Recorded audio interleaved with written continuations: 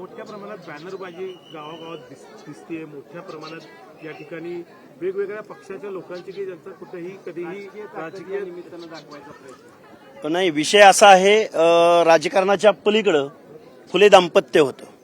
राजकारणाच्या पलीकडं दीनदलितांच्या डोळ्यातलं अश्रू पुसण्याचं काम सावित्रीमाईंनी केलं. ज्यावेळी प्लेग सदृश्य परिस्थिती, प्लेगची साथ पुण्यामध्ये होती, त्यावेळी एका अस्पृश्य समाजातल्या एका मुलाचा जीव वाचवण्यासाठी सावित्रीमाईंनी स्वतःचा जीव दिलेला आहे. फक्त सावित्रीमाईंनी जीव दिलेला नाही, तर त्यांचा दत्तक पुत्राचा सुद्धा त्यामध्येच मृत्यू झालेला आहे. कृष्णाजी मेघाजी लोखंडे या कामगार नेत्यांचा, महात्मा ज्योतिराव फुलेंच्या सहकार्याचा सुद्धा प्लेगच्या साथीमध्ये सेवा शुश्रूषा करत असतानाच त्यात या 3 लोकांचा मृत्यू झालेला आहे. असं हे सामाजिक कार्य करणारे फुले दाम्पत्य राजकारण करणाऱ्या लोकांनी जरूर करावं. पण आज हे ऊर्जास्थळ आहे आणि या ऊर्जास्थळावरती इथं आलेल्या लोकांच्या मनामध्ये एक आश्वासक परिस्थिती निर्माण व्हावी, अशा पद्धतीचं बॅनरबाजी आणि अशा पद्धतीचं प्रदर्शन होणं अपेक्षित आहे. यापूर्वी अनेक घोषणाबाजी झाल्या होत्या, सावित्रीबाई फुलेंचं स्मारक होणार, अनेक डेव्हलपमेंट गावात होणार. आता प्रत्यक्षात आज 100 कोटीपेक्षा अधिक निधी खर्च करून राज्य सरकारनं या ठिकाणी स्मारकाचे प्रत्यक्ष भूमिपूजन होते. मुख्यमंत्री स्वतः येत आहेत. पाठीमागचं सरकार आणि आता सरकारमध्ये काय फरक वाटतो? नाही, हे बघा, मुख्यमंत्र्यांचं मी स्वागत करेन, पण मुख्यमंत्र्यांना मी त्याच वेळी सांगेन की या महाराष्ट्रामध्ये आज या ऊर्जास्थळावर येणारा बहुसंख्य ओबीसी दलित वर्ग आहे आणि या सर्व ओबीसी दलित वर्गाच्या ज्या काही भावना आहेत, त्यांचं जे काही बजेटरी तरतुदी आहेत, त्यांची जी काही वसतिगृह आहेत, त्यांचं काही आरक्षण आहे, आज जे चॅलेंज झालेलं आहे, आज संपुष्टात आलेलं आहे, त्या प्रश्नावरती ठोस अशी भूमिका या ऊर्जास्थळावर येत असताना घ्यावी. असे पैसे वगैरे, आर्थिक वगैरे ह्या सगळ्या गोष्टी आता आम्हाला नको आहेत. बाद झाले तुमची सगळी आर्थिक नियोजनं, भौतिक नियोजनं, हे नको आहेत. We want social justice. आम्हाला सोशल जस्टिस हवं आहे. आज पुणे पिंपरी चिंचवड महानगरपालिका किंवा आमची छत्रपती संभाजीनगरची महानगरपालिका आज मूळ ओबीसी जो सामाजिक न्यायाच्या प्रतीक्षेत हद्दपार झालाय. त्यामुळे तुम्ही ओबीसी आमचा डीएनए म्हणायचं मुख्यमंत्र्यांनी एका बाजूला, आणि दुसऱ्या बाजूला मात्र ओबीसीचं सर्व हक्काधिकार संपवायचे, हा एक कुटील डाव आहे. त्यामुळे आम्ही आमच्या ऊर्जास्थळावरती, तुम्हाला जमतंय का नाही बघा, आम्ही आमच्या ऊर्जास्थळावरती तुम्ही पैसे दिले काय, नाही दिले काय, हे आमची ऊर्जास्थळं राहणार आहेत. यांचं स्थान आमच्या मनामधलं कुठेही जाणार नाही, महाराष्ट्राच्या मनामधलं कुठेही जाणार नाही. पण आम्हाला जे हवंय, जे शोषित वंचित पीडिताला हवंय, महाराष्ट्र कोणतं आहे आणि तुम्ही नक्की काय करताय, या गोष्टीची उत्तरं पण आम्हाला महाराष्ट्रातल्या जनतेला दिली पाहिजे. तुम्हाला आनंद आहे का कोट्यवधी रुपयाचा निधी दिला? नाही, कोट्यावधीचा निधी आला पाहिजे. त्यामध्ये आमच्यावर काही उपकार करत नाही ती लोक. टोटल महाराष्ट्राच्या बजेटपैकी या सामाजिक न्याय हक्काच्या योजनांसाठी तुम्ही पैसे दिलेतच किती? मुळात महाज्योतीला पैसे मिळतच नाहीत. ज्या महात्मा ज्योतिराव फुलेंच्या नावाने जी महाज्योती विद्यार्थ्यांसाठी संशोधनासाठी निर्माण झाली, तिला 200-250 कोटी रुपये सुद्धा या महाराष्ट्राचे आत्ता इथं उपमुख्यमंत्री येणार आहेत अजितदादा पवार. तुम्ही पहिल्यांदा महाज्योतीला निधी दिला का? सारथीच्या तुलनेत महाज्योतीचा क्वांटम किती? तुम्हाला कुठला नैतिक अधिकार आहे इथं या आज ऊर्जास्थळावर येण्याचा? या प्रश्नाची उत्तर द्यावीत. कारण तुम्ही you R caretaker.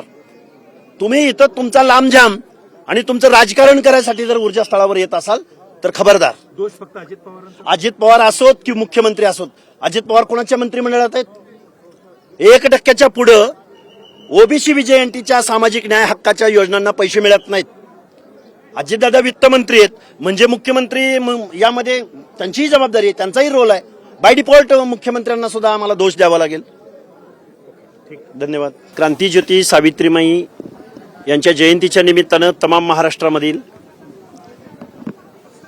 OBC, विजयंती, SBC, दीन, दलित, शोषित, वंचित, पीडित, विशेष करून महिला वर्ग तमाम महाराष्ट्रामधून सावित्रीमाईंच्या या जन्मस्थळावरती, ऊर्जास्थळावरती, नायगाव तालुका खंडाळा, जिल्हा सातारा या गावामध्ये बहुसंख्येने लोक येत आहेत. त्यांचं स्वागत. वर्षभराच्या आपल्या सामाजिक चळवळीसाठी, संघर्षासाठी कार्यरत करणाऱ्या सर्व सामाजिक कार्यकर्त्यांचं आज या ऊर्जास्थळावरती आलेले आहेत. आणि आज आम्ही महात्मा ज्योतिराव फुले आणि सावित्रीमाईंच्या जातीपातीच्या पलीकडे जाऊन, वेगवेगळ्या भौगोलिक प्रांतांच्या पलीकडे जाऊन, एकूण मानवतेच्या दृष्टिकोनातून जे कार्य होतं त्या कार्याचा वसा आणि वारसा, त्या कार्याला सलाम करण्यासाठी महाराष्ट्रातली लोक येत आहेत. आणि आज हा आनंदाचा क्षण आहे. या ठिकाणी जो विकास निधी जो मिळतोय, त्या विकास निधीच्या बाबत काय सांगाल की एकूणच भरगच्च असा विकास निधी जो आहे तो या राज्य सरकारनं? विकास निधी मिळायलाच हवा. त्यामध्ये दुमत असण्याचं कारण नाही. पण विकास निधी मिळत असताना आज खऱ्या अर्थानं मी मुख्यमंत्र्यांचं किंवा शासनाचं स्वागत करेन. पण स्वागत करत असताना या महाराष्ट्रामधल्या ओबीसी बीजेएनटीच्या महाज्योतीला त्यांच्या लोकसंख्येच्या प्रमाणामध्ये, विद्यार्थ्यांच्या क्वांटमच्या प्रमाणामध्ये त्यांना निधी मिळाला पाहिजे. ओबीसी बीजेएनटी किंवा दीनदलितांच्या महामंडळांना आजही महाराष्ट्र शासनाला 1 वर्ष ओलांडून गेलं, अध्यक्ष भेटलेले नाहीत. सामाजिक न्याय हक्कांच्या योजनांसाठी बजेटरी तरतुदी होत नाहीत. आणि या सगळ्या अशा अनेक प्रश्न आहेत. त्यामुळे तुम्ही ऊर्जा स्थळावरती जाऊन लोकांना भावनिक बनवलं पाहिजे. ऊर्जा स्थळांचा विकास झाला पाहिजे. पण वसतिगृहांचं काय, शिक्षणाचं काय, आणि बेजबाबदार वक्तव्य करणाऱ्या माननीय मुख्यमंत्र्यांच्या मंत्रिमंडळातल्या सदस्यांनी आजपर्यंत या ओबीसी बीजेएनटीच्या लोकांना एक वेगळ्या पद्धतीनं पाहण्याचा, दुय्यम वागणूक देण्याचा प्रयत्न केलेला आहे.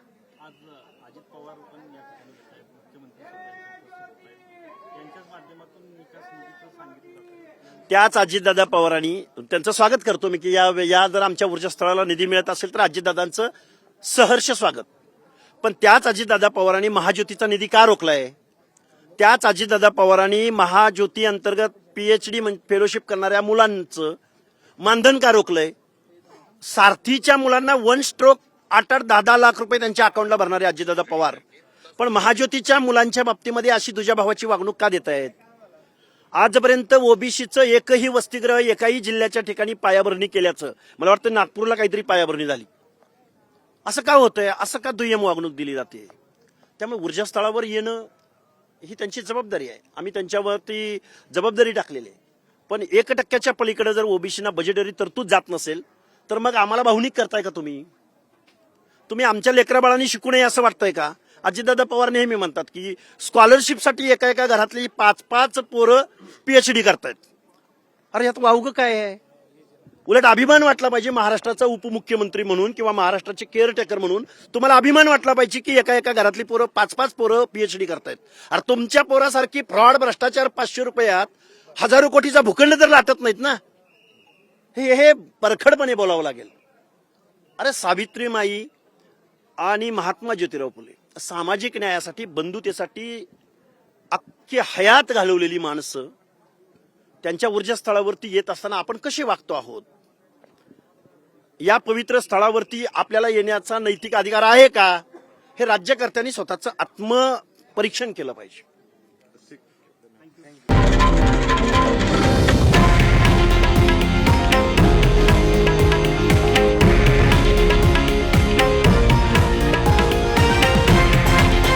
हे आहे देशातील नंबर 1 न्यूज नेटवर्क आणि आपण पाहत आहात TV9 मराठी, एकमेव.